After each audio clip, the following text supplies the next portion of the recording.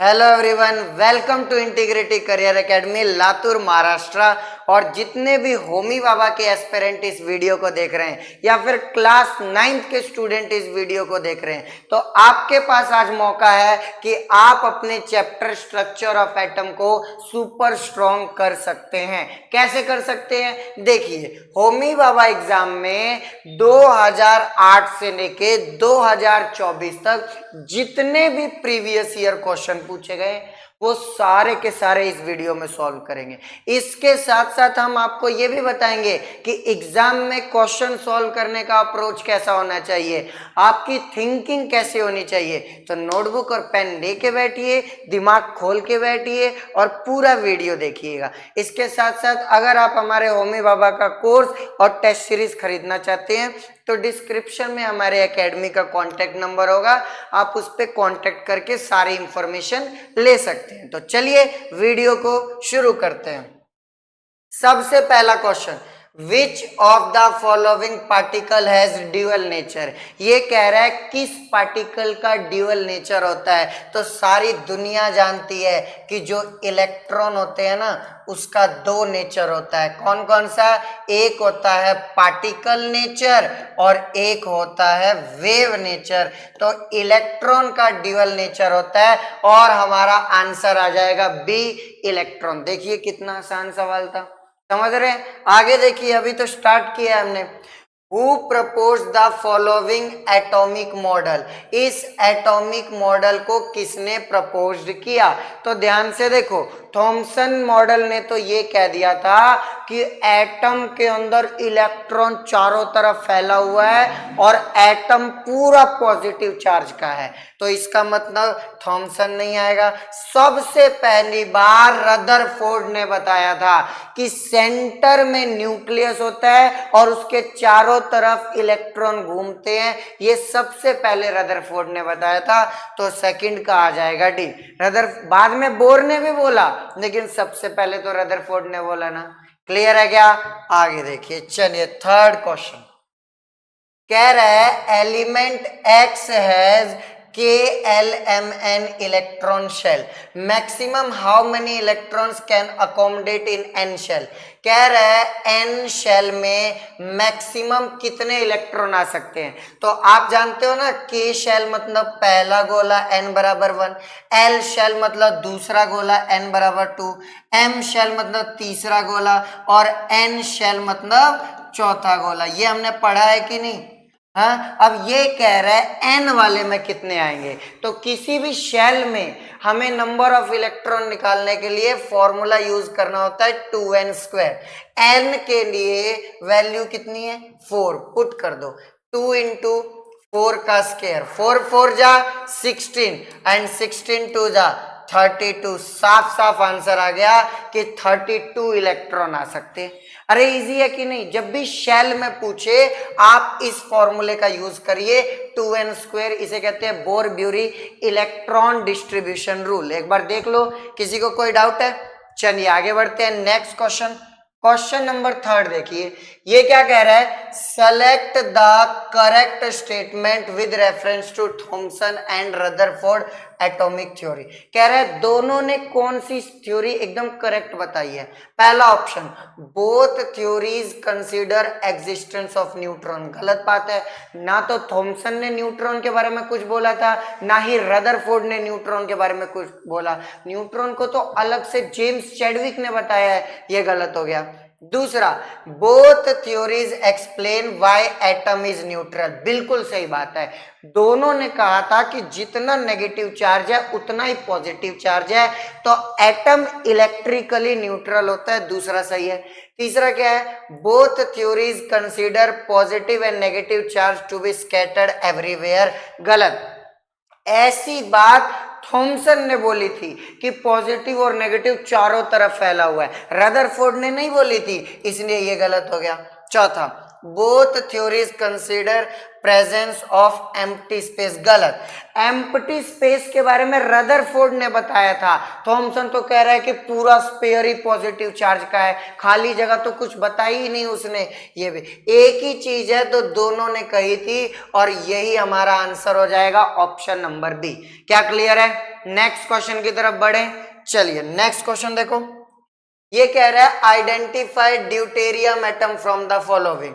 अब आपको पता होना चाहिए कि जो हमारा हाइड्रोजन एटम है उसके 3 आइसोटोप होते हैं, एक का नाम है प्रोटियम, एक का नाम है ड्यूटेरियम, और एक का नाम है ट्रिटियम। जो प्रोटियम होता है उसमें एक प्रोटॉन होता है, एक इलेक्ट्रॉन होता है और 0 न्यूट्रॉन। न्यूट्रॉन ही नहीं होता प्रोटियम में। ड्यूटेरियम में भी एक ही प्रोटॉन होता है, एक ही इलेक्ट्रॉन होता है और एक न्यूट्रॉन होता है। ट्रिटियम में एक प्रोटॉन होता है, एक इलेक्ट्रॉन होता है और 2 न्यूट्रॉन होता है। हमें क्या ढूंढना है? हमें ड्यूटेरियम ढूंढना है। तो ड्यूटेरियम मतलब जिसमें प्रोटॉन एक और न्यूट्रॉन एक। देख लो साफ साफ एक ही ऐसा ऑप्शन है जिसमें प्रोटॉन एक, न्यूट्रॉन एक, इलेक्ट्रॉन एक, तो यही आंसर हो जाएगा। अरे ऐसा और रॉन्ग में जवाब दो। क्लियर है क्या थर्ड? चलिए आगे बढ़ते हैं। नेक्स्ट क्वेश्चन देखो क्या है। For a given atom x, एक एटम दे रखा है एक्स जिसके जेड की वैल्यू 25 है, मतलब एटॉमिक नंबर 25 है क्योंकि जेड एटॉमिक नंबर को बताता है, एंड ए बराबर 52, मतलब कि मास 52 है। Find value of N. कह रहा है न्यूट्रॉन बताओ। तो देखो न्यूट्रॉन निकालने का फॉर्मूला होता है ए माइनस जेड, मतलब mass number minus atomic number. Mass number कितना है? 52। एटॉमिक नंबर कितना है? 25। इन दोनों को सॉल्व करेंगे क्या 27 आएगा, तो मतलब टोटल 27 न्यूट्रॉन है। खत्म। देख लो कितने इजी सवाल आ रहे हैं। आगे बढ़ जाए। चलिए next. How much is the difference between the unit used earlier for expressing atomic radius and the unit which is currently used? देखो पहले भी एंगस्ट्रॉम यूज होता था, अब भी एंगस्ट्रॉम यूज होता है, तो कोई डिफरेंस नहीं है। अच्छा इसमें ना बुकलेट में जाओगे ना तो 10 की पावर -2 मिलेगा, लेकिन ऐसा कुछ नहीं है। एंगस्ट्रॉम आज भी यूज होता है, तो आपको कहना है there is no difference. Clear है क्या? चलिए आगे बढ़ते हैं। ये क्या कह रहा है? 4a1632 एक एटम है जिसका एटॉमिक नंबर 16 है और मास नंबर 32 है। Which of the following element can replace A. कह रहा है इन चारों में से कौन सा एक ही जगह लिख सकते हो। अरे कितना सिंपल है यार। एटॉमिक नंबर 16 किसका होता है? सल्फर का ही तो होता है, तो इसकी जगह मैं ऐसे भी तो लिख सकता हूं सल्फर 1632, तो आंसर बी आ जाएगा कि ए को रिप्लेस कर सकता है सल्फर। अरे ऐसे और नो, बाकी 3 क्यों नहीं कर सकते? इसका 17 है, इसका 8 एटॉमिक नंबर है, इसका 11 है, हमें एटॉमिक नंबर 16 ही चाहिए था। देखो कितना आसान सवाल आ रहा है। नेक्स्ट देखिए। चलिए select incorrect option for Rutherford observation. आओ पढ़ते हैं। कह रहा है most alpha particle passed through gold foil. बिल्कुल सही बात है।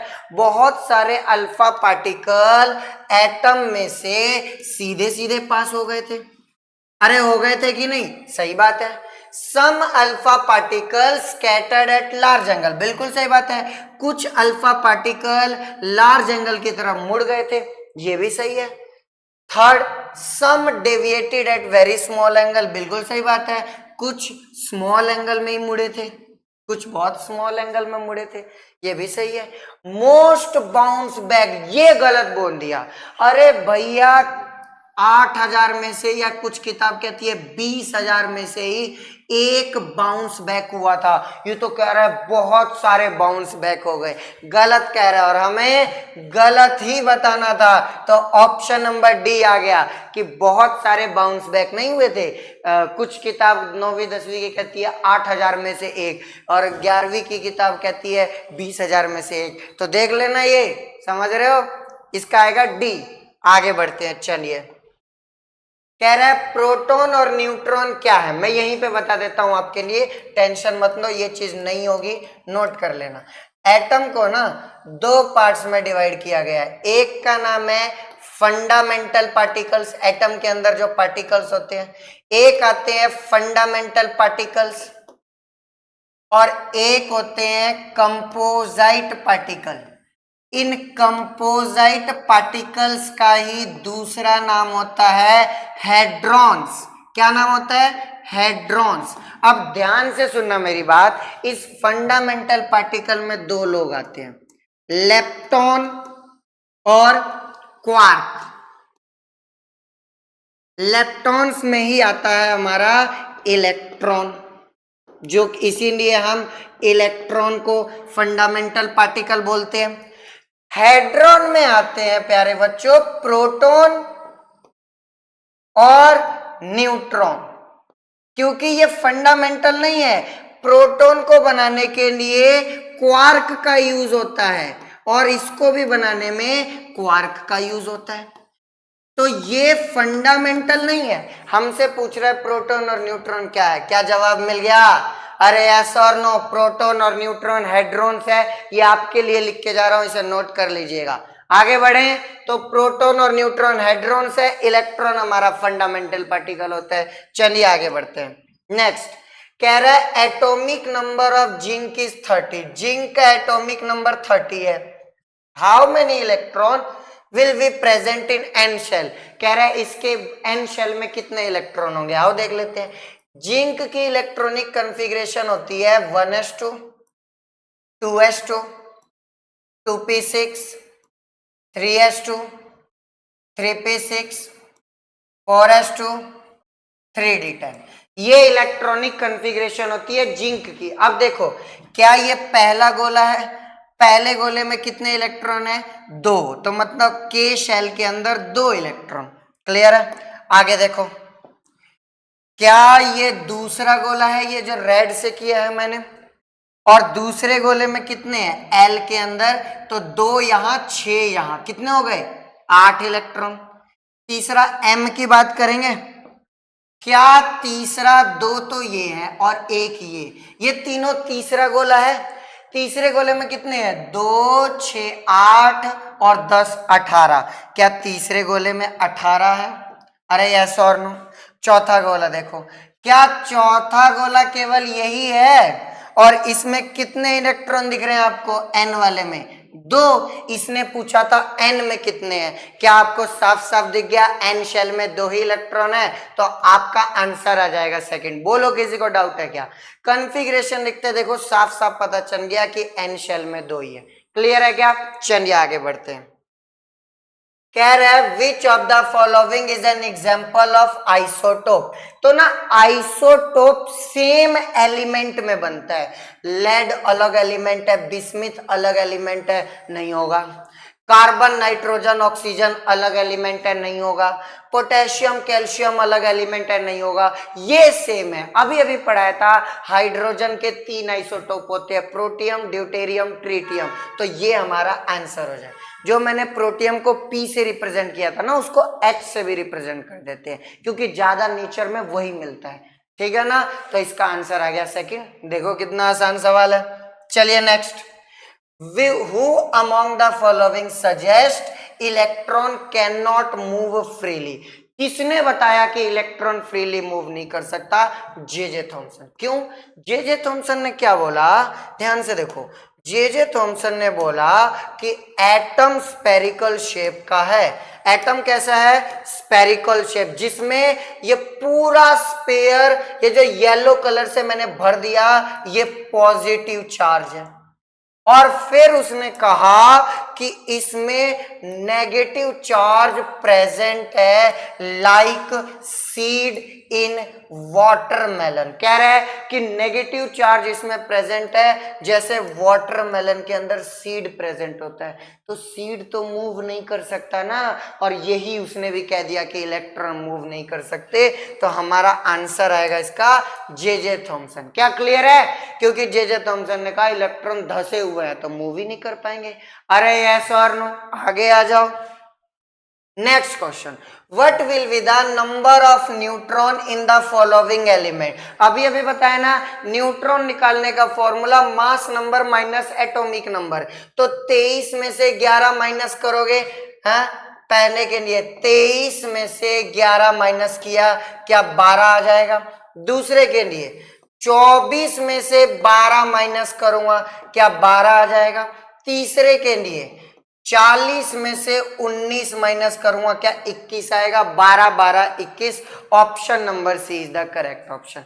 देख लो कितना आसान सवाल है। बस एक चीज याद रखो कि नंबर ऑफ न्यूट्रॉन निकालने का फॉर्मूला है मास नंबर, जिसको हम ए से रिप्रेजेंट करते हैं, माइनस एटॉमिक नंबर, जिसको हम जेड से रिप्रेजेंट करते हैं। केवल इतना दिमाग में रख लो, ए माइनस जेड, ए ऊपर वाला जेड नीचे वाला।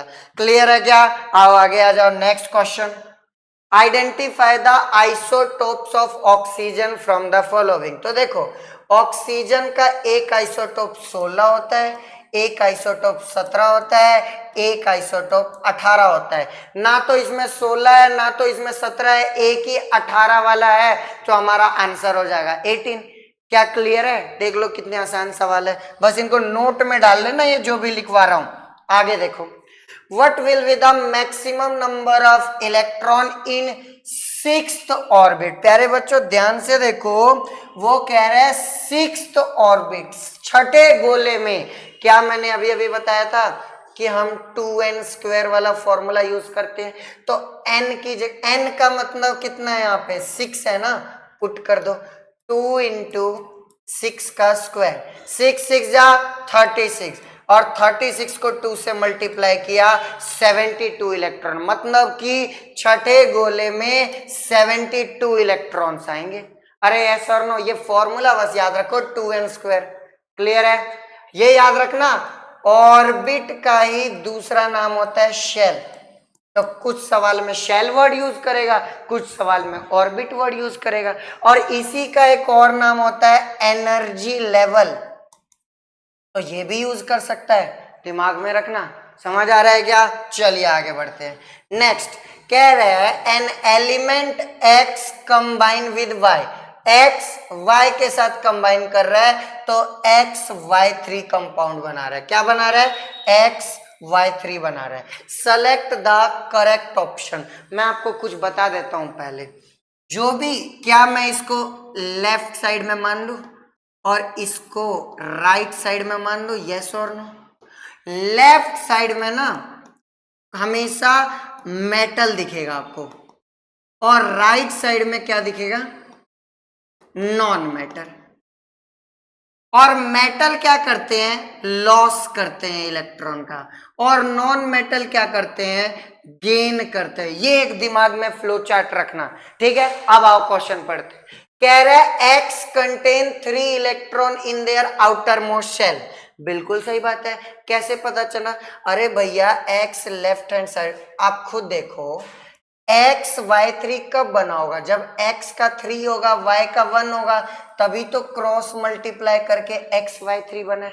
और x में 3 इलेक्ट्रॉन आएंगे क्योंकि मेटल के बाहर वाले गोले में या तो 1 होंगे या तो 2 होंगे या तो 3 होंगे। तो पहला बिल्कुल सही है, x मेटल है तो 3 इलेक्ट्रॉन होंगे। ओके, Y मेटल, Y तो नॉन मेटल होगा राइट साइड में, दूसरा गलत। कह रहा है X गेन करेगा 3 इलेक्ट्रॉन। अरे भाई X तो लॉस करेगा, वो मेटल है, इसलिए गलत। कह रहा है Y लॉस करेगा, अरे Y तो गेन करेगा क्योंकि नॉन मेटल है, ये भी गलत। एक ही ऑप्शन सही है, ऑप्शन नंबर ए। समझ पा रहे हो? तो देखो अगर आप ये कंसेप्ट दिमाग में रखोगे, ये हमेशा काम आएगा आपके। समझ आ रहा है क्या? ओके। और ये भी याद रखना, अगर लॉस कर रहा है तो कैसा चार्ज बनेगा? Positive charge. और इधर गेन कर रहा है तो नेगेटिव, ये भी एक दिमाग में रखना। समझ आ रहा है क्या? ओके, चलिए आगे बढ़ जाते हैं। Next, what was the thickness of gold foil used in Rutherford experiment. तो रदरफोर्ड के एक्सपेरिमेंट में जो गोल्ड का फॉइल यूज किया गया था उसकी थिकनेस थी 100 नैनोमीटर। अब देखो आपको पता होना चाहिए कि 1 नैनोमीटर 10 की पावर -9 मीटर के बराबर होता है। तो अगर मैं इसको मीटर में कन्वर्ट करना चाहता हूं तो किससे मल्टीप्लाई कर दूं? 10 की पावर -9 से। अगर मैं इसको 10 की पावर -9 से मल्टीप्लाई करूंगा तो 2 जीरो ये प्लस में है, ये नेगेटिव कम हो जाएगी ना, तो आएगा 10 की पावर -7 मीटर। लेकिन क्वेश्चन ने मीटर नहीं दिया, क्वेश्चन में सेंटीमीटर दिया है। तो आप बताओ, क्या हमें पता है 1 मीटर में 100 सेंटीमीटर होते हैं? तो 10 की पावर -7 मीटर में कितने सेंटीमीटर होंगे? इसको 100 से मल्टीप्लाई कर दो, इनटू में 100। क्या 2 जीरो और कम हो जाएगी और आंसर आएगा 10 की पावर 5 सेंटीमीटर। अरे यस और नो, ये आंसर नंबर 1 हो गया। 1 इंटू 10 की पावर -1। देखो यहाँ पे कन्वर्जन, ये तो यूनिट कन्वर्जन है यार। नैनोमीटर को मीटर में किया, मीटर को सेंटीमीटर में किया, यूनिट कन्वर्जन था। हाँ, याद ये रखना है कि गोल्ड फॉइल 100 नैनोमीटर का होता है। समझ आ रहा है क्या? चलिए आगे बढ़ते हैं, नेक्स्ट क्वेश्चन की तरफ देखिए। कह रहा है फॉर एक्स जिसका एटॉमिक नंबर 24 और ये 54, नंबर ऑफ इलेक्ट्रॉन। बहुत आसान है यार, atomic number he number of electron के बराबर होता है न्यूट्रल एटम के लिए। ये न्यूट्रल है, कोई चार्ज नहीं दिख रहा, तो जितना इसका एटॉमिक नंबर उतने ही इसके पास इलेक्ट्रॉन। तो आंसर आ जाएगा बी कि इसके पास 24 इलेक्ट्रॉन है। क्लियर है? आगे देखो नेक्स्ट सवाल। कह रहा है element X has 8 proton 8 neutron in its nuclear. एक एलिमेंट है एक्स जिसके पास प्रोटॉन भी 8 है और न्यूट्रॉन भी 8 है। अब तुम पूछोगे मैं ऊपर क्यों लिख रहा हूं? क्योंकि प्रोटॉन और न्यूट्रॉन मिलके ही तो मास नंबर बनाते हैं, तो मैंने इसलिए ऊपर लिखा। फिर कह रहा है एक एलिमेंट वाई के पास 9 प्रोटॉन 7 न्यूट्रॉन। एक एलिमेंट वाई है जिसके पास 9 प्रोटॉन है 7 न्यूट्रॉन है न्यूक्लियस में। कह रहा है select the correct statement for X and Y. क्या 8 और 8 16 हो रहा है? क्या 9 और 7 16 हो रहा है? क्या दोनों का मास नंबर सेम है? लेकिन दोनों अलग अलग एलिमेंट है, तो जिसका मास सेम होता है वो कहलाते हैं आइसोबार। क्या कहलाते हैं? आइसोबार। आओ ऑप्शन देखते हैं। क्या ये मेटल है? मास से हमें मेटल के बारे में कोई आइडिया नहीं मिलता। नहीं। क्या ये आइसोटोप है? आइसोटोप का तो मास अलग अलग होता है, यहाँ तो मास सेम है। नहीं। क्या ये आइसोबार है? बिल्कुल सही बात है। इसका आंसर आएगा थर्ड, बोथ आर आइसोबार। क्योंकि आइसोबार नोट कर लो, आइसोबार का मतलब ही होता है same mass number but different atomic number. ये याद कर लो कि आइसोबार हम उन्हें कहते हैं जिनका मास अलग होता है लेकिन एटॉमिक नंबर सेम होता है। क्या क्लियर है? तो इसका मतलब ये दोनों आइसोबार है। और ये जरूर याद रखना कि मास नंबर किसकी किसकी वजह से आता है? तो प्रोटॉन और न्यूट्रॉन की वजह से आता है। प्रोटॉन और न्यूट्रॉन की वजह से मास नंबर आता है। क्लियर है क्या? चलिए आगे बढ़ते हैं। Next, to complete the octet outermost shell of aluminium क्या करेगा? तो देखो एल्यूमिनियम का एटॉमिक नंबर है 13। अभी अभी बात की, जिसका जितना एटॉमिक नंबर उसके पास उतने ही इलेक्ट्रॉन, 13 इलेक्ट्रॉन। आप सब जानते हो 13 इलेक्ट्रॉन में से पहले गोले में वो 2 इलेक्ट्रॉन भरेगा, दूसरे गोले में वो 8 इलेक्ट्रॉन बढ़ेगा, तो आखिरी गोले के लिए कितने बचे? 3 ही बचे ना। अब एल्यूमिनियम चाहता है कि उसका ऑक्टेट पूरा हो जाए, लेकिन एल्यूमिनियम की दिक्कत क्या है कि एल्यूमिनियम को ऑक्टेट पूरा करने के लिए 5 इलेक्ट्रॉन चाहिए, लेकिन 4 से ज्यादा इलेक्ट्रॉन कोई देता ही नहीं है, तो 5 इलेक्ट्रॉन मिलेंगे नहीं। तो एल्यूमिनियम क्या करेगा? अपने 3 इलेक्ट्रॉन जो है डोनेट कर देगा। क्या कर देगा? वो दान दे देगा, डोनेट कर देगा। और जैसे ही डोनेट करेगा ना, अब इसका बाहर वाला गोला कुछ ऐसा दिखेगा। ये तो गायब ही हो गया 3 वाला, तो हो गए ना इसके बाहर वाले गोले में 8 इलेक्ट्रॉन। तो इसने अपने बाहर वाले गोले में 8 इलेक्ट्रॉन करने के लिए क्या किया? 3 इलेक्ट्रॉन लूज किया। और यही 2 इलेक्ट्रॉन लूज गलत, गेन 3 इलेक्ट्रॉन गलत, लूजेस 3 इलेक्ट्रॉन बिल्कुल सही बात है। उसने 3 इलेक्ट्रॉन लॉस कर दिया, तो उसका ऑक्टेट कंप्लीट हो गया। देखो, समझ पा रहे हो? ठीक है, आगे बढ़ते हैं। Next question, Which of the following is used to find the age of fossil fuel? कह रहा है फॉसिल फ्यूल की एज फाइंड करने के लिए कौन यूज होता है? तो देखो, कार्बन के 3 आइसोटोप होते हैं। एक जो हमें पता है कार्बन 12, एक होता है कार्बन 13 और एक होता है कार्बन 14। अब जो ये कार्बन 14 है इसी का यूज होता है कार्बन डेटिंग में। क्या मतलब होता है कार्बन डेटिंग? कार्बन डेटिंग का मतलब है ये, find out the age of fossil. Fossil का एज आउट फाइंड करने के लिए कार्बन 14 यूज होता है। Option number A is the correct option. आगे बढ़ जाए, नोट करते चलना ये। What is the mass of Higgs particle? अब ध्यान से सुनो, हिग्स पार्टिकल एक ऐसे पार्टिकल हैं जो कि प्रोटॉन, न्यूट्रॉन, इन सबको मास प्रोवाइड करते हैं। इसका अगर कोई दूसरों को मास प्रोवाइड कर रहा है इसका मतलब उसका खुद का मास बहुत ज्यादा होगा। ये कह रहा है प्रोटॉन के जितना मास है, अबे प्रोटॉन से ज्यादा है तभी तो प्रोटॉन को भी दे रहा है, न्यूट्रॉन को भी दे रहा है। ये कह रहा है प्रोटॉन से 100-200 गुना ज्यादा, बिल्कुल सही लग रहा है। ये कह रहा है न्यूट्रॉन के बराबर, गलत। ये भाई साहब कह रहे हैं न्यूट्रॉन से भी कम। एक ही ऑप्शन सही लग रहा है और वो आएगा ऑप्शन नंबर बी। क्लियर है क्या? चलिए आगे बढ़ते हैं। ये देखो, select the correct expression for the following. कह रहा है ए बराबर नंबर ऑफ न्यूट्रॉन। देखो मैं बताता हूं, एक्स से हम किसी भी एटम के सिंबल को रिप्रेजेंट करते हैं। जेड का मतलब एटॉमिक नंबर, ए का मतलब मास नंबर। जेड का मतलब क्या होता है? Atomic number.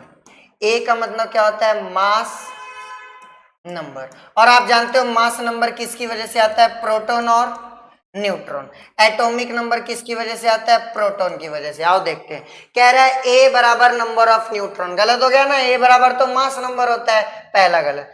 कह रहा है आइसो बार के लिए जेड सेम रहे, पर अभी अभी हमने पीछे पढ़ा आइसो बार के लिए तो मास सेम होता है, जेड तो एटॉमिक नंबर कहलाता है, गलत हो गया ना। तीसरा कह रहा है जेड का मतलब प्रोटॉन और न्यूट्रॉन, पर भैया प्रोटॉन और न्यूट्रॉन तो ए का होता है, जेड का नहीं होता, गलत। चौथा कह रहा है न्यूट्रॉन निकालने के लिए ए माइनस जेड, बिल्कुल सही बात है। इतने सारे सवाल किए कि नंबर ऑफ न्यूट्रॉन निकालने के लिए मास नंबर को एटॉमिक नंबर से माइनस करना होता है। Option number D is the correct option. Clear है क्या? कोई डाउट? चलिए आगे बढ़ते हैं। नेक्स्ट सवाल, which of the following hold true for number of electron in outermost shell of the atom of non metal? तो देखो, मेटल अगर कोई है तो उसके बाहर वाले गोले में या तो एक इलेक्ट्रॉन होंगे या तो दो होंगे या तीन होंगे। नॉन मेटल के बाहर वाले गोले में 4 से लेके 8 तक कुछ भी हो सकता है।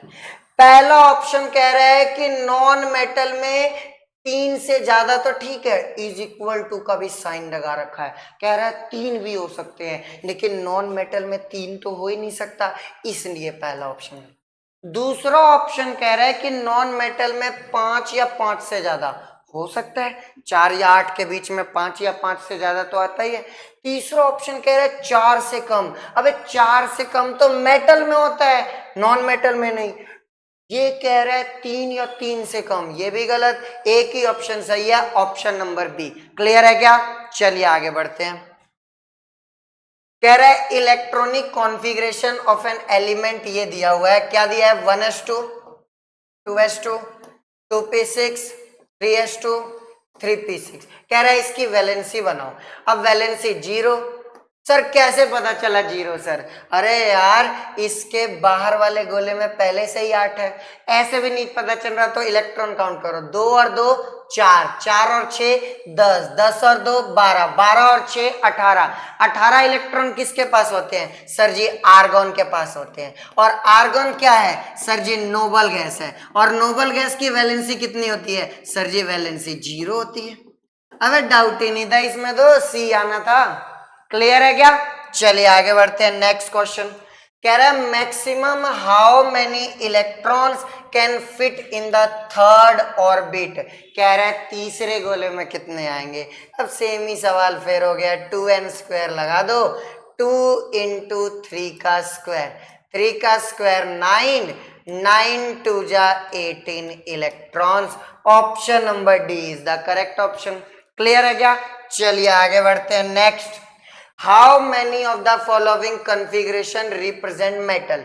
मैंने बताया था ना मेटल के बाहर वाले गोले में 1 2 या 3 होने चाहिए, इसके बाहर वाले गोले में तो 7 हैं, ये मेटल नहीं है। इसके बाहर वाले गोले में 1 है, ये मेटल है। इसके बाहर वाले गोले में 4 है, ये मेटल नहीं है। इसके बाहर वाले गोले में 3 है, ये मेटल है।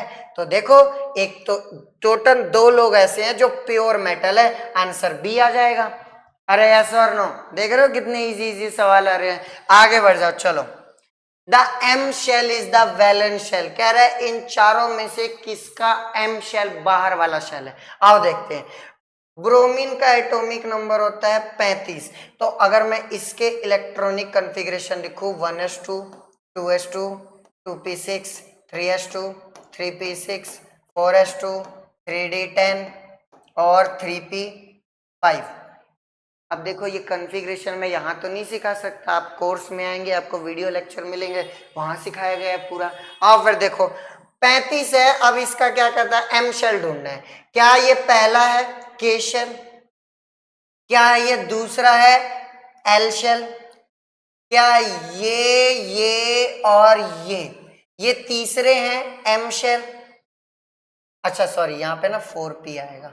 और क्या ये वाले और ये वाले ये एल शेल है, तो इसका तो बाहर वाला वैलेंस शेल तो एल हो गया ना, लेकिन हमें ढूंढना है जिसका एम बाहर वाला हो, पहला नहीं आ सकता। और दूसरा सल्फर, सल्फर का होता है 1s2 2s2 2p6 3s2 3p4। तो देखो ये क्या हो गया के शेल, ये क्या हो गया एम शेल, ये क्या हो गया, सॉरी के के बाद एल आता है ना, एक मिनट, ये हमारा हो गया, अरे बस कर यार, ये हमारा एल शेल था, ये एम, तो वैलेंस शेल आ गया बाहर वाला। सल्फर तो है भैया बाहर वाला, बेरिलियम में हो ही नहीं सकता, आयरन में हो ही नहीं सकता, सब में एन आ जाएगा, एक ही ऑप्शन आएगा एस वाला। देख लो, समझ आ रहा है क्या? ओके। कह रहा है in the atom of which of the following element number of proton not equal to number of electron. कह रहा है प्रोटॉन का नंबर इन न्यूट्रॉन के नंबर के बराबर नहीं होना चाहिए। आप चेक करते हैं, कैल्शियम का ना एटॉमिक नंबर होता है 20, मास नंबर 40।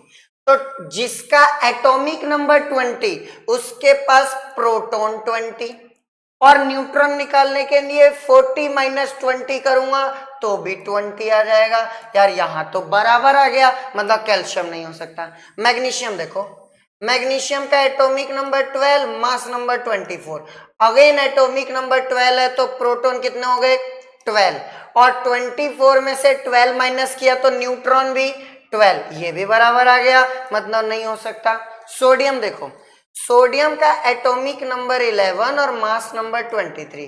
तो एटॉमिक नंबर 11 है तो प्रोटॉन कितने हो गए 11, और 23 में से 11 माइनस किया तो 12, ये सेम नहीं है। नाइट्रोजन भी देख लो 7 14, तो एटॉमिक नंबर 7 है तो प्रोटॉन 7, और 14 माइनस 7 7 होता है। तो यहाँ भी सेम एक ही ऑप्शन है जिसमें अलग आ रहा है प्रोटॉन और न्यूट्रॉन का ऑप्शन, और डेट इज अवर सोडियम। वो तो मैंने तुम्हें समझाने के लिए ऐसे किया है, वरना मैं इसको सॉल्व भी ना करता, डायरेक्ट देखते ही आंसर आता। Next, select odd option on the basis of electronic configuration, लिखना पड़ेगा। अब देखो पोटेशियम का एटॉमिक नंबर था 19, मतलब टोटल इलेक्ट्रॉन थे 19, लेकिन एक प्लस का है मतलब एक चला गया, तो अब इलेक्ट्रॉन कितने हो गए 18। 18 इलेक्ट्रॉन को कैसे लिखूंगा, पहले गोले में 2, दूसरे गोले में 8, तीसरे गोले में 8, ऐसे ही लिखूंगा ना। ओके। एल्यूमिनियम के पास पहले थे 13 इलेक्ट्रॉन, लेकिन 3 चले गए तो अब कितने बचे हैं 10 इलेक्ट्रॉन, तो कैसे लिखूंगा, पहले गोले में 2, दूसरे गोले में 8। क्लोरीन के पास पहले थे 17 इलेक्ट्रॉन, एक माइनस का मतलब एक आ गया, तो कितने हो गए 18 इलेक्ट्रॉन, तो 18 इलेक्ट्रॉन को कैसे लिखूंगा मैं, पहले गोले में 2, दूसरे में 8, तीसरे में 8। आर्गन का एटॉमिक नंबर 18, मतलब इसके पास टोटल इलेक्ट्रॉन 18, तो पहले गोले में 2, दूसरे गोले में 8, तीसरे गोले में 8। सबको ऑड वन आउट पता चल गया, और यही आंसर हो गया एल्यूमिनियम। समझ आ रहा है क्या, क्लियर है क्या?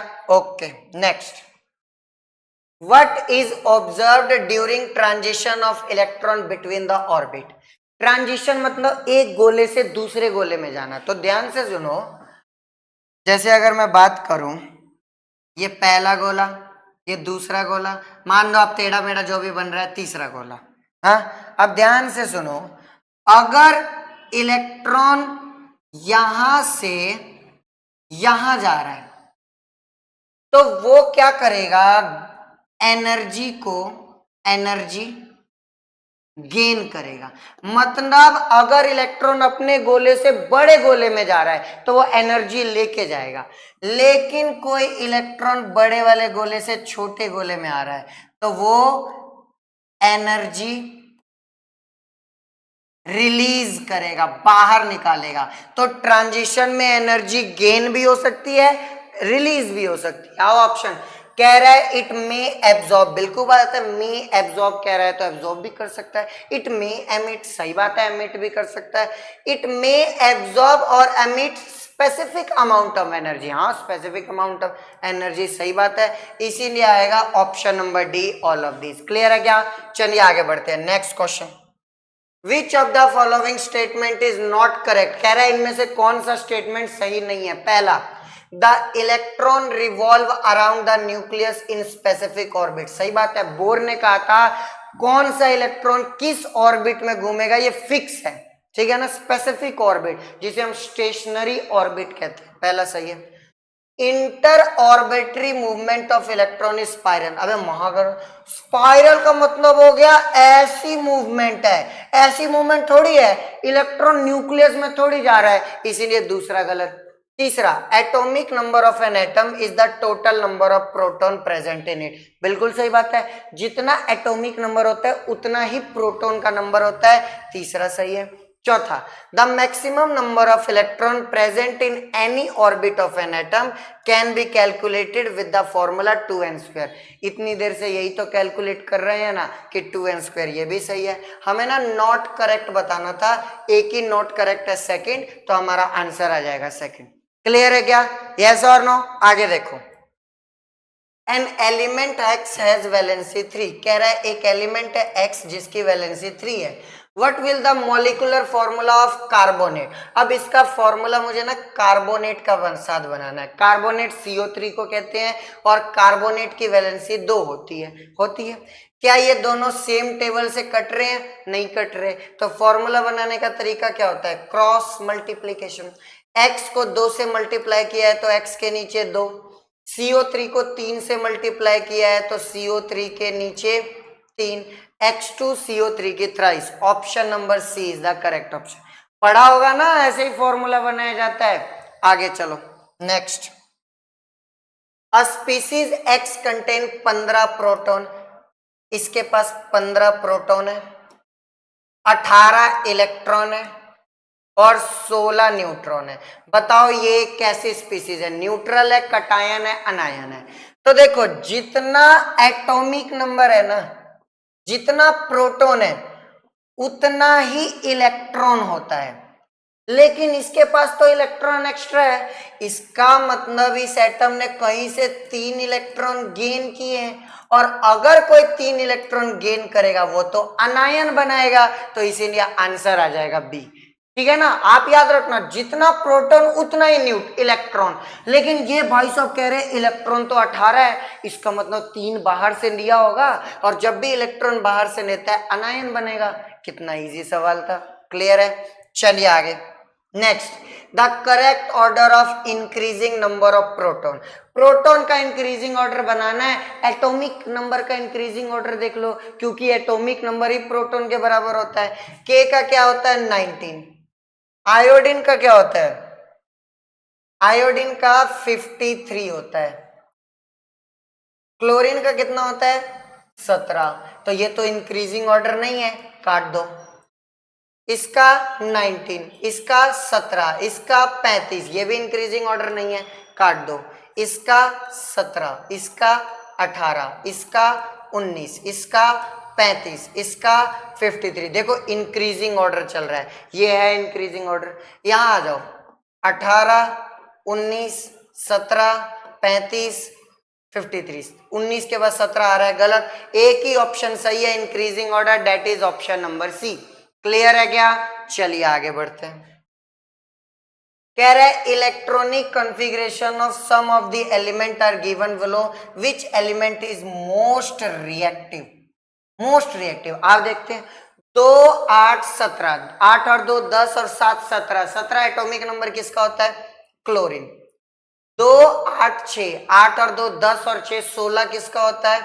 सल्फर। 2 और 7 9, 9 किसका होता है? फ्लोरीन। 2 और 6 8, 8 किसका होता है? ऑक्सीजन। इन चारों में से सबसे ज्यादा रिएक्टिव कौन है?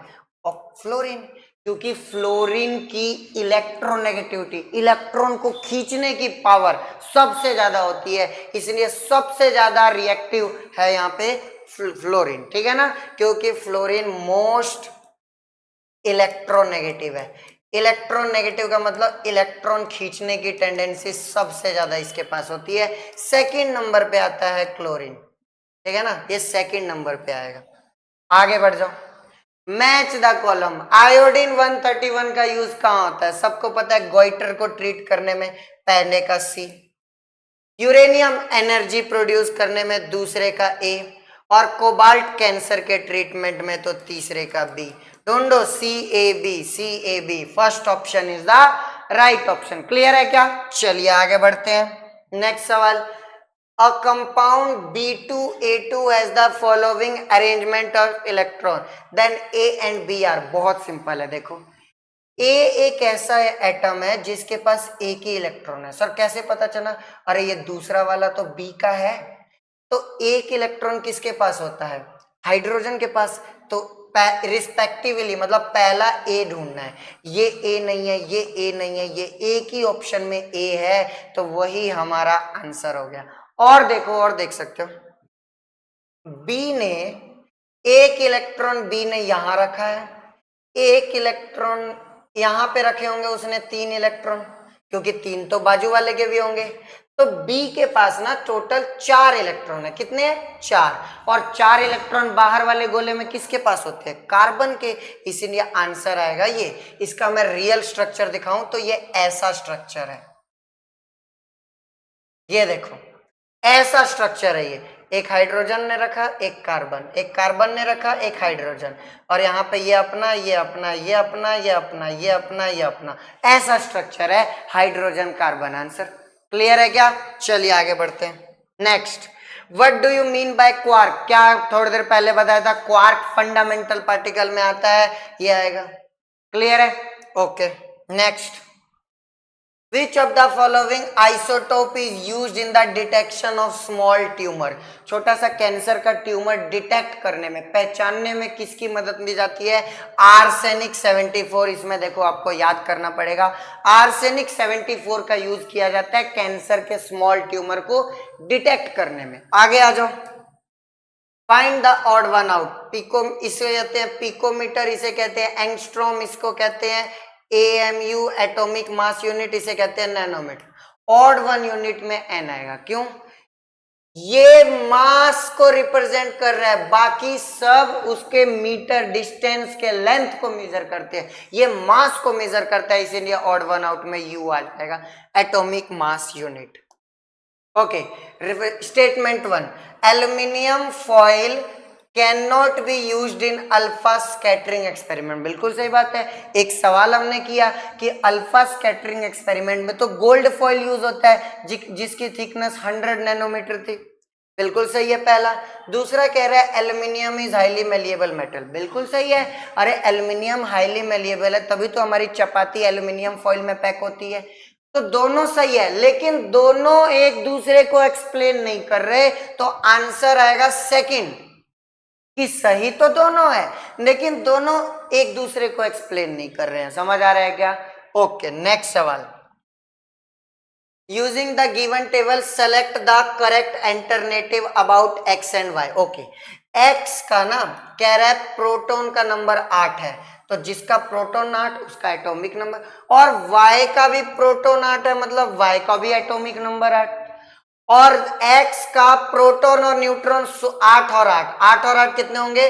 16। अरे मास नंबर प्रोटॉन और न्यूट्रॉन ही होता है ना। इसका 8 और 10 18, अब देखो, जिनका एटॉमिक नंबर सेम है और मास नंबर अलग अलग है उन्हें कहा जाता है आइसोटोप्स। क्या कहा जाता है? आइसोटोप। आइसो बार में मास सेम था लेकिन आइसोटोप में मास डिफरेंट, तो कह रहा है आइसो बार। गलत हो गया ना, ये तो आइसोटोप है। इनका कह रहा है डिफरेंट केमिकल प्रॉपर्टीज। गलत। याद रखना, अगर एटॉमिक नंबर सेम है तो वैलेंसी सेम आएगी, और अगर वैलेंसी सेम है तो केमिकल प्रॉपर्टी सेम आएगी। ये डिफरेंट कह रहा है इसलिए गलत हो गया। डिफरेंट फिजिकल प्रॉपर्टी बिल्कुल सही बात है, और डिफरेंट एलिमेंट गलत। एटॉमिक नंबर सेम है तो सेम ही एलिमेंट होंगे ना। फिजिकल प्रॉपर्टी में क्यों डिफरेंट कह रहा हूं? क्योंकि दोनों का ना मास अलग है, तो बॉइलिंग पॉइंट, मेल्टिंग पॉइंट अलग अलग होगा ना, तो वो फिजिकल प्रॉपर्टी में आता है, तो इसका आएगा सी। ठीक है ना? क्लियर है? ओके, नेक्स्ट कह रहे हैं XCl2 is the chloride of metal X। Okay, अब कह रहा है एक बार X का फॉर्मूला सल्फेट के साथ बनाइए और एक बार X का फॉर्मूला हाइड्रोक्साइड के साथ बनाइए। तो सबसे पहले फॉर्मूला बनाने के लिए हमें तो यही देखना पड़ेगा कि X की वैलेंसी क्या है। आओ देखते हैं। तुम्हें नहीं लगता ये XCl बनाने के लिए क्लोरीन की वैलेंसी तो 1 होती है, X की वैलेंसी 2 रही होगी, तभी तो ये 2 इधर गया होगा फॉर्मूला बनाने। इसका मतलब X की वैलेंसी 2। आउटपुट करते हैं, सल्फेट बनाना है। X की वैलेंसी कितनी है? 2। सल्फेट का फॉर्मूला होता है SO4। सल्फेट की वैलेंसी 2। क्या दोनों सेम टेबल से कट जाएंगे? 2 1 जा 2, 2 1 जा 2, 1 1 आ गया। क्रॉस मल्टीप्लाई करवाओ। X कितनी बार? एक बार। SO4 कितनी बार? एक बार। तो इसका फॉर्मूला बना XSO4। हाइड्रोक्साइड का फॉर्मूला देखो। अब ये हाइड्रोक्साइड का क्या बनेगा? X की वैलेंसी 2 अभी अभी निकाली। हाइड्रोक्साइड OH को कहते हैं, OH की वैलेंसी 1। क्या सेम टेबल से कट रहा है? नहीं, क्रॉस मल्टीप्लाई करवा दो। X को कितनी बार लेना है? एक बार। OH को कितनी बार लेना है? 2 बार। तो ये बन गया XOH की ट्वाइस। ऐसा फॉर्मूला ढूंढो। कहाँ है? एक ही ऑप्शन है, ऑप्शन नंबर सी में ऐसा फॉर्मूला, और यही हमारा आंसर हो जाएगा। क्लियर है क्या? Okay, next, which of the following have their outermost shell completely filled with 8 electron. कह रहा है इन सब में से किसके बाहर वाले गोले में 8 इलेक्ट्रॉन है। आओ दिखाता हूं। सोडियम के पास ना एटॉमिक नंबर 11 था, तो टोटल इलेक्ट्रॉन 11 थे, लेकिन एक प्लस का चार्ज मतलब एक चला गया, तो टोटल इलेक्ट्रॉन कितने हो गए? 10। 10 को भरेगा तो पहले गोले में 2, दूसरे गोले में 8। क्लियर है? उसके बाद क्लोरीन चेक कर लो। क्लोरीन का एटॉमिक नंबर 17, तो 17 इलेक्ट्रॉन। तो पहले वाले गोले में 2 इलेक्ट्रॉन, दूसरे वाले गोले में 8 इलेक्ट्रॉन, तीसरे वाले गोले में 7 इलेक्ट्रॉन। उसके बाद हीलियम। हीलियम का एटॉमिक नंबर होता है 2, तो टोटल 2 इलेक्ट्रॉन, तो पहले वाले गोले में ही आ जाएंगे 2 इलेक्ट्रॉन। आर्गन। आर्गन का एटॉमिक नंबर होता है 18, तो टोटल इलेक्ट्रॉन कितने हो जाएंगे? 18। तो पहले गोले में 2, दूसरे गोले में 8, तीसरे गोले में 8।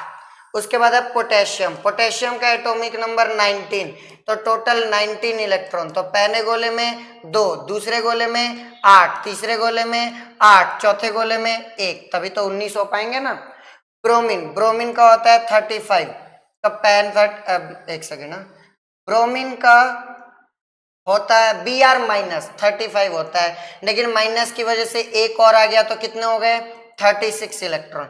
36 इलेक्ट्रॉन में से पहले गोले में 2, दूसरे में 8, तीसरे में 18, कितने हो गए? 18 2 20 और 8 28, और चौथे में 8 36। तो क्योंकि तीसरे गोले में मैक्सिमम 18 आ सकते हैं, इसलिए यहाँ 18 लिखा। तो देखो किसके बाहर वाले गोले में 8 है? एक सोडियम के बाहर वाले गोले में 8 है, एक आर्गन के बाहर वाले गोले में, और एक ब्रोमीन के बाहर वाले गोले में। तो आंसर आ जाएगा डी, आर्गन, Na+ और Br माइनस। क्लियर है क्या? ये आपको मैं सिखाऊंगा कंसेप्ट चैप्टर में, ठीक है? आगे देखो, atomic number of A, B and C. कह रहे हैं ए का एटॉमिक नंबर है Z+4, बी का एटॉमिक नंबर है Z, और सी का एटॉमिक नंबर है Z-8। कह रहा है what is the number of valence electron in the atom. Valence electron मतलब बाहर वाले गोले के इलेक्ट्रॉन। आओ देखते हैं। जेड की वैल्यू है 12, तो अगर मैं यहां 12 प्लस 4 करूंगा तो क्या आएगा 16। 16 एटॉमिक नंबर किसका होता है सल्फर का। तो टोटल इलेक्ट्रॉन 16, तो पहले गोले में 2, दूसरे में 8, तीसरे में 6, मतलब ए के बाहर वाले गोले में कितने इलेक्ट्रॉन है 6। एक ही ऑप्शन में देखो यहाँ 6, आंसर तो मिल ही गया। बी देखो, बी का जेड, जेड की वैल्यू 12, तो मतलब 12 कौन होता है मैग्नीशियम। अब एटॉमिक नंबर 12 है तो टोटल इलेक्ट्रॉन 12, तो पहले गोले में 2, दूसरे गोले में 8, तीसरे गोले में 2, तो इसके बाहर वाले गोले में कितने हैं 2, ये रहा 2, ये रहा 2। ओके, सी जेड -8 मतलब 12 - 8 कितना आएगा 4। 4 किसका होता है बेरिलियम का, और बेरिलियम का फिर पहले गोले में 2, दूसरे गोले में 2, तो इसका भी 2 2 2, तीनों सही डी ऑप्शन को पढ़े हैं, इसीलिए ऑप्शन नंबर डी आएगा। क्लियर है क्या, कोई डाउट है इसमें। ठीक है, how many electrons are present in Br-, तो देखो ब्रोमीन का एटॉमिक नंबर होता है 35। अब एक माइनस का आ गया है तो उसने एक इलेक्ट्रॉन ले लिया ना, तो अब टोटल 36 हो गए, तो इसका आंसर आएगा बी 36। क्लियर है, ओके आगे बढ़ते हैं। ये अच्छे से देख लो, observe the radioactive disintegration and find the value of X Y M N N. Okay, क्या कर रहा है, एक एटम है ए, उसका एटॉमिक नंबर है 90 और मास नंबर है 214, उसमें से ना वो 2 अल्फा पार्टिकल निकाल रहा है, तो बन रहा है बी, जिसमें एटॉमिक नंबर y है और मास नंबर जेड एक्स है, मास नंबर एक्स है। फिर इस B में से वो क्या कर रहा है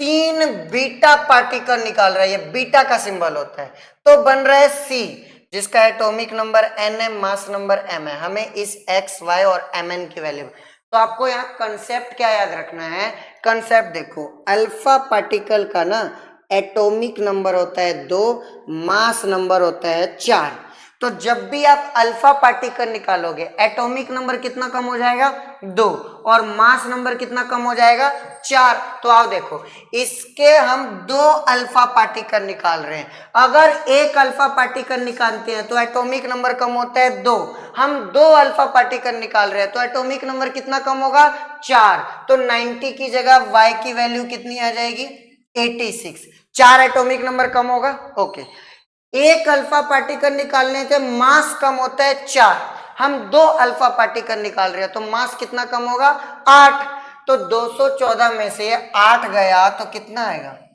206, तो x और y की वैल्यू मिल गई। ढूंढो, x की वैल्यू 206, y की वैल्यू ये गलत, x की वैल्यू 210 गलत, 206 86, आंसर तो देखो वैसे ही मिल गया सी। फिर भी अब ये भी सिखाऊंगा, बीटा पार्टिकल ना हम इसको कहते हैं, ध्यान से सुनना। अब बीटा पार्टिकल में क्या होता है ध्यान से देखो,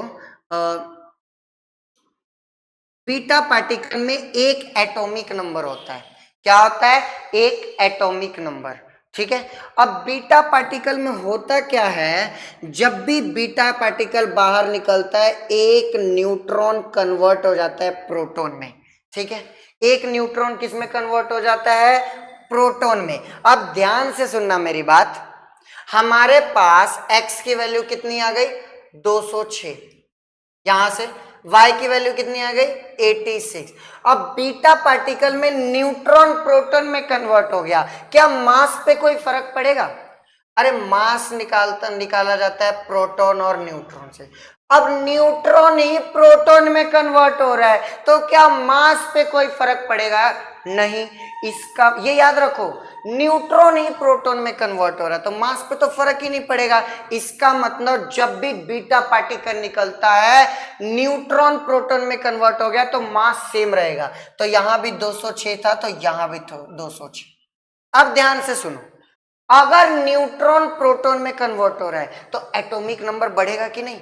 अरे क्योंकि जितना प्रोटॉन का नंबर उतना ही एटॉमिक नंबर, तीन बीटा पार्टिकल निकाल रहे हैं तो प्रोटॉन कितना और बढ़ जाएगा 3, तो एटॉमिक नंबर कितना बढ़ जाएगा 3, तो 86 की जगह क्या हो जाएगा 89। तो यहाँ पे याद रखना बीटा पार्टिकल का मैं लिख भी देता हूं, जब भी बीटा पार्टिकल निकालते हैं मास नंबर रहता है सेम और एटॉमिक नंबर इंक्रीज होता है, ये आप इसमें नोट कर सकते हैं बीटा पार्टिकल के लिए। क्लियर है क्या? तो इसका आंसर देखो मास नंबर 206 लेकिन atomic number 89, option number C is the correct option. Clear है क्या? इसको अच्छे से नोट कर लेना, ठीक है। आगे बढ़ते हैं। Observe the following element and select the proper group of element each having 3 isotope.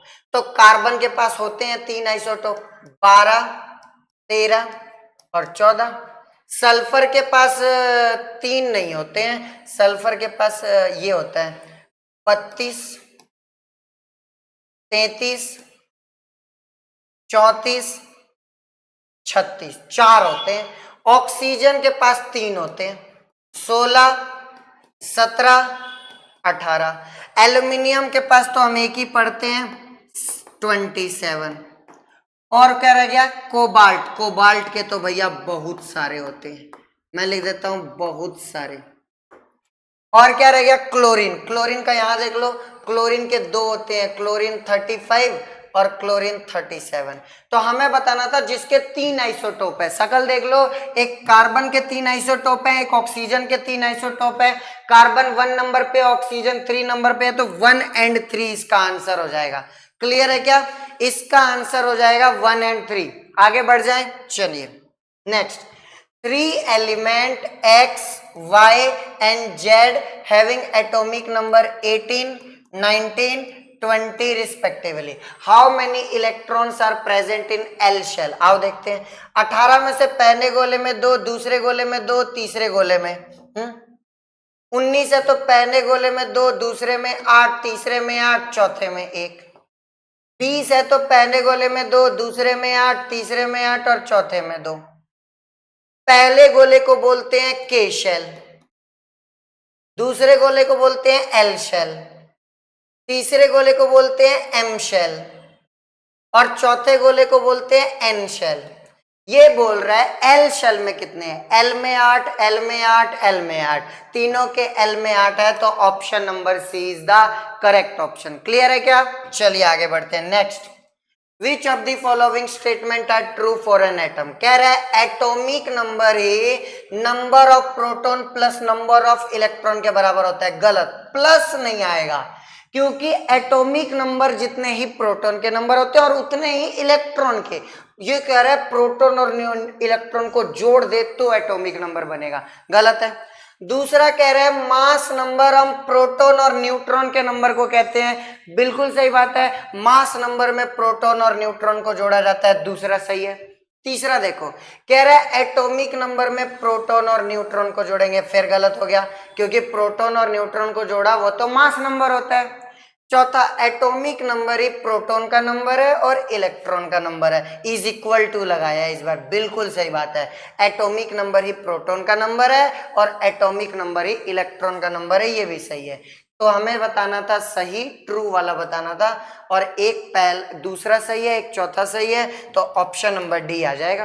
Clear है क्या? चलिए आगे बढ़ते हैं। नेक्स्ट कह रहा है एक आयन है X3+, obtained from an element whose atomic mass is 27। किसी एलिमेंट से मिला है जिसका मास है 27 और एटॉमिक नंबर है 13। The number of proton, electron and neutron. तो देखो प्रोटॉन में तो डाउट ही नहीं है ना, प्रोटॉन तो डाउट ही नहीं होना चाहिए, एटॉमिक नंबर 13 मतलब प्रोटॉन 13। न्यूट्रॉन में भी डाउट नहीं होना चाहिए, पहले इलेक्ट्रॉन है, प्रोटॉन के बाद इलेक्ट्रॉन है ना। अब देखो इलेक्ट्रॉन थे 13 लेकिन 3 प्लस का चार्ज है, मतलब 3 इलेक्ट्रॉन कहीं चले गए, तो कितने बचे हैं 10। 13 माइनस 3, 10 इलेक्ट्रॉन है। और न्यूट्रॉन कैसे निकालते हैं, mass number minus atomic number, 27 में से 13 माइनस किया 14 न्यूट्रॉन, तो आंसर आएगा 13, 10, 14, 13, 10, 14, option number D is the correct option. Clear है क्या? चलिए आगे बढ़ते हैं। खत्म। तो देखिए यही इतने ही क्वेश्चन थे, 53 क्वेश्चन थे।